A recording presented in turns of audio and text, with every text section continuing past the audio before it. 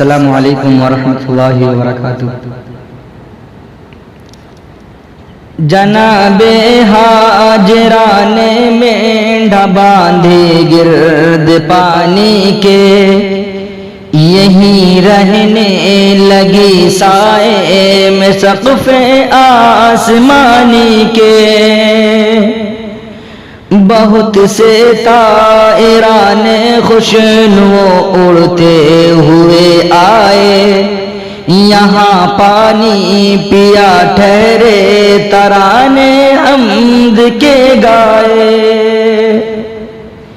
کئی دن بعد دیکھا قافلہ آتا ہے صحرا سے، نگاہوں سے ٹپکتا ہے کہ ہے یہ لوگ بھی پیاسے۔ عرب کا ایک قبیلہ نام تھا جس کا بنی جرحم، اسی کے لوگ تھے یہ پیاس کے مارے ہوئے بے دم۔ خدا کے فضل سے دن ان بیچاروں کے بھلے آئے، نوائے طائرہ سن کر اسی جانب چلے آئے۔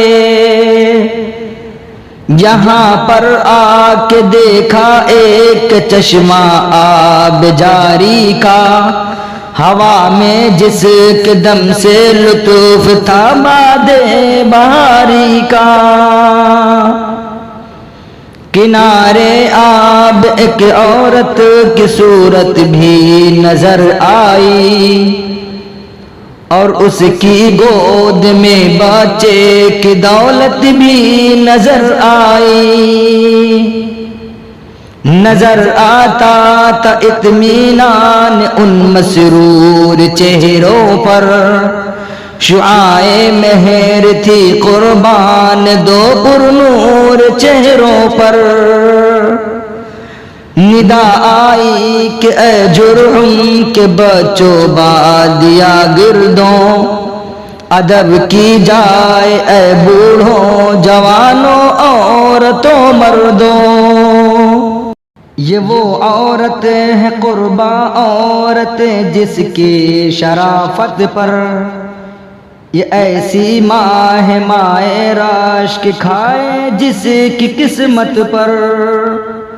یہ ام المسلمین ہے اور شہزادی ہے صحرا کی، اسی کی نازنی قدموں سے آبادی ہے صحرا کی۔